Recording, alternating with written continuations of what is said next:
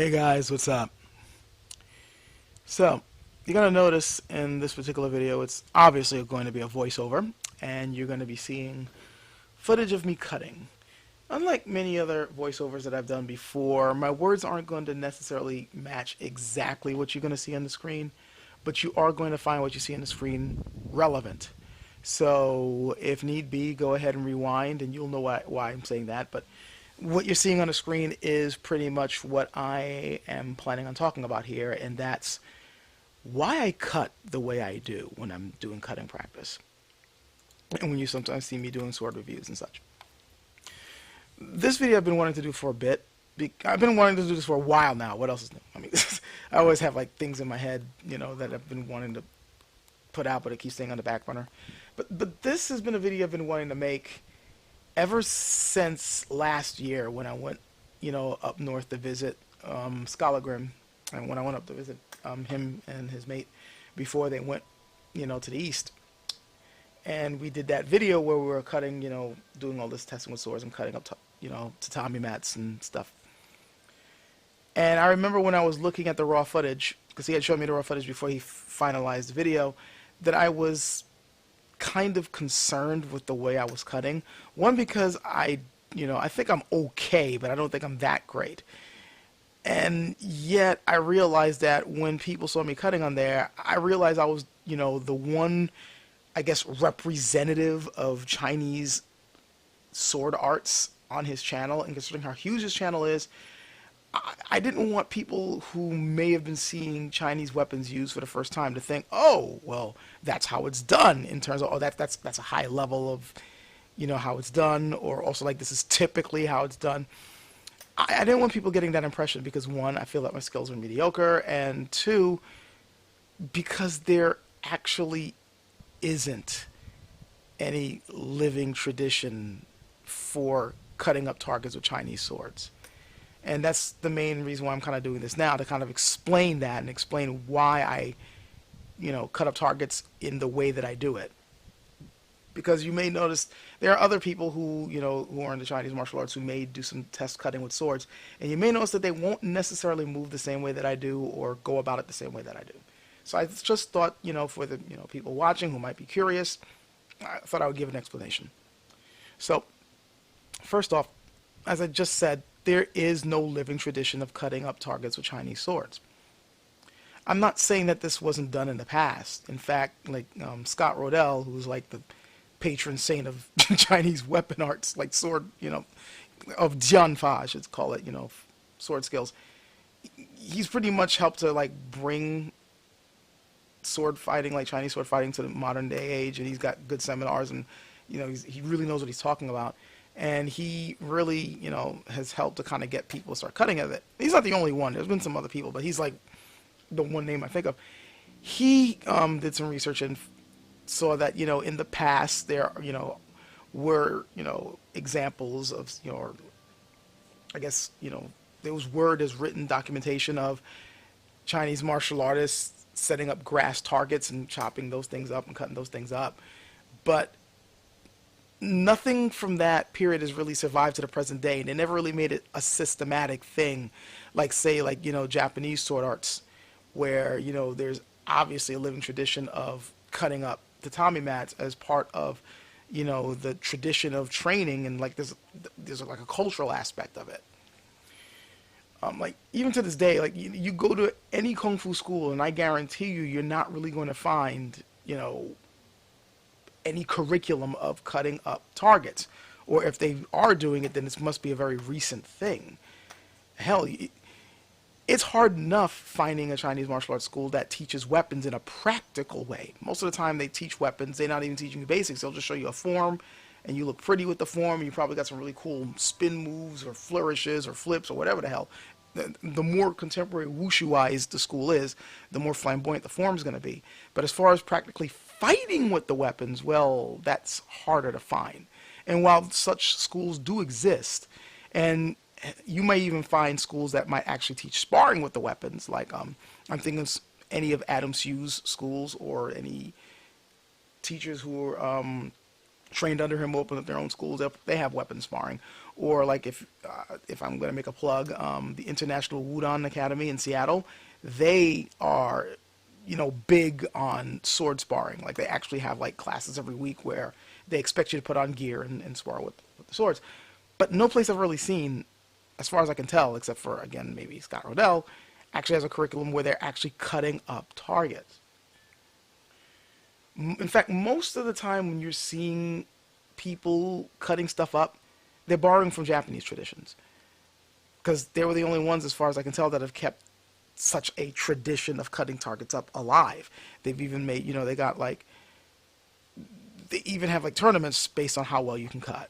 You know, in the past, they cut up targets, and of course there's always the stories of like them testing swords on cadavers or worse, condemned prisoners to see how good the sword was, how sharp it is. But it was also a way of, you know, seeing how good you were able to cut. And since they were the only people who kind of kept that tradition going, it only makes sense that everyone else from HEMA to Chinese martial artists is going to be like looking to them and those traditions to, you know, kind of do some cutting practice of our own. It's no, I mean, come on. It's no coincidence that the main thing used to cut stuff up are tatami mats. And where did those things come from? So if you're not in a Japanese sword tradition, then you're usually borrowing from them. And many times when we go about it, we're going to be doing it our own way, especially if the techniques that we're using aren't similar to Japanese katana techniques, right? So that's pretty much the dilemma I found myself in when I wanted to start cutting with swords, because my tradition was different. And not only that, but I'm using one-handed swords, and the Japanese tradition uses two. So when I decided to go about my own practice, the first thing I wanted to do after I got in, first of all, I just want to learn how to cut, period, because there's a certain level of skill you need to like cut properly. You need to get your edge alignment correct, and you need to get your, you know, body mechanics correct, and then the proper swing and the right amount of energy for it and all that, and try not to overswing. But then what I wanted to do was I wanted to cut the way I fight, or I guess I should say the way I spar, because it's not like I go out there fighting with swords in real life. I mean, come on.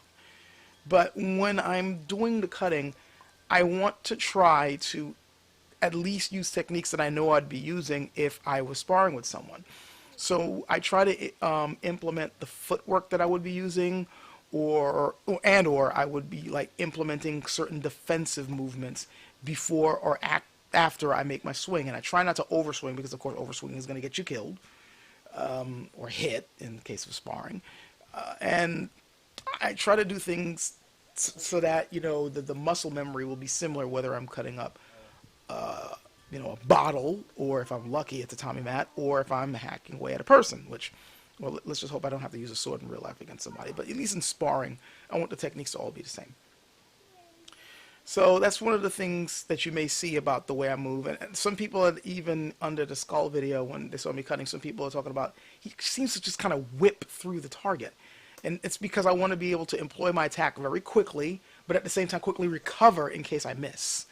And so that whip-like motion where I, you know, kind of like quickly cut through the target, and I, you know, twist my spine to do it, which, by the way, that's a Chinese thing. Like, you got to, like, you employ your spine and your waist when you're rotating like that. Like, that's what you're seeing, pretty much. Me trying to employ my technique correctly, the way I would, you know, fight, and also try to recover quickly.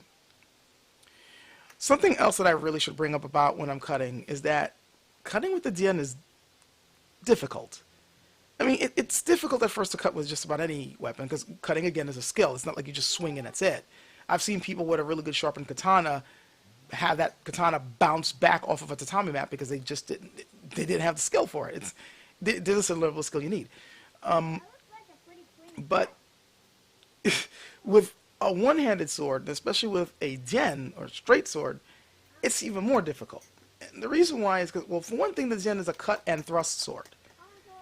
I mean, yeah, it can cut, and I've argued this over and over again that yes, it is a cutting sword. In fact, the further you go into dynasties, especially during the Ming Dynasty, yeah, those things were made to cut as well as thrust, but they're not optimized for cutting like a saber-type weapon would be. So you think of things like messers, katanas, cavalry sabers, of course the dao, those were made for cutting. So you know, the balance is a bit more forward, the blade, the curve, all that is maximized for a cut. So it's a bit easier to use those, and even one-handed is easier to use those. But a Dien is not optimized for the cut. It's more of a balanced weapon for cutting and thrusting, which means there's a little bit more effort you're going to need to put into getting a good cut. Because they weren't, and another thing about Dien is that, yeah, they were made for cutting, but they weren't made for cleaving, which is what you're doing with a weapon like a katana or, you know, a messer or whatever. The Dien, when you're making the cut, is supposed to be a cut that quickly cuts in and out. Like, you're not trying to cut through a target. You're not trying to, like, hack a limb off or something. You're trying to cut deep enough to do major damage. You don't need to hack a limb off to finish someone off anyway. Like, if you make a really good cut to the neck or a really good cut to an organ, that's usually enough. You know, you slice at, you know, someone's wrist and get cut deep enough so that, you know, they got a really bad wrist cut. You don't really need to, like, have arms flying around, which, by the way, is kind of unrealistic anyway. But you just want to make a quick but deep enough cut to do damage. And that's what the weapon was made for. You know, so when you're trying to cut through a tatami mat, it's going to be a little bit difficult because the weapon, while you can do it, and a really good, well-aimed cut's going to do it, keep in mind that it's not optimized for that sort of thing, so it's a little bit hard to do. Another thing is that I'm doing it one-handed. And it may not seem like it really matters all that much, but yes, trying to cut through a target with one hand, especially with a weapon that is not completely optimized for a cut, it's going to be harder to do than with two.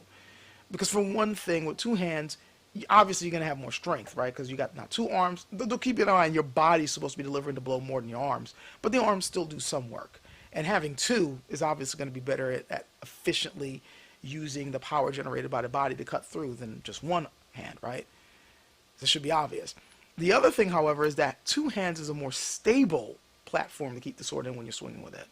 So when you're swinging with one hand, you really have to watch out for your wrist turning or twisting through the cut. Remember, you got to keep your wrist straight and neutral.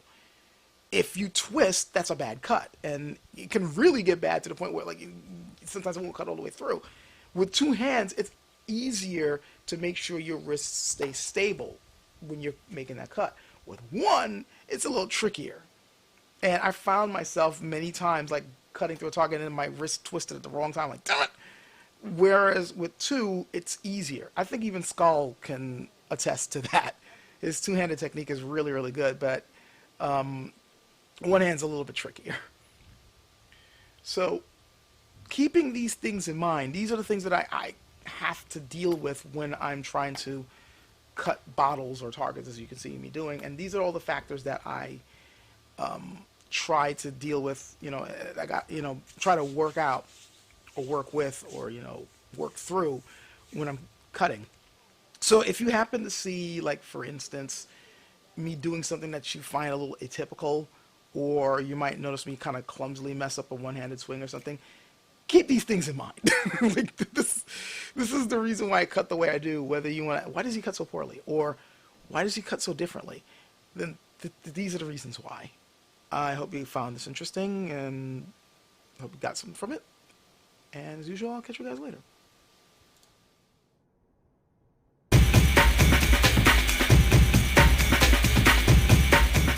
Yourself.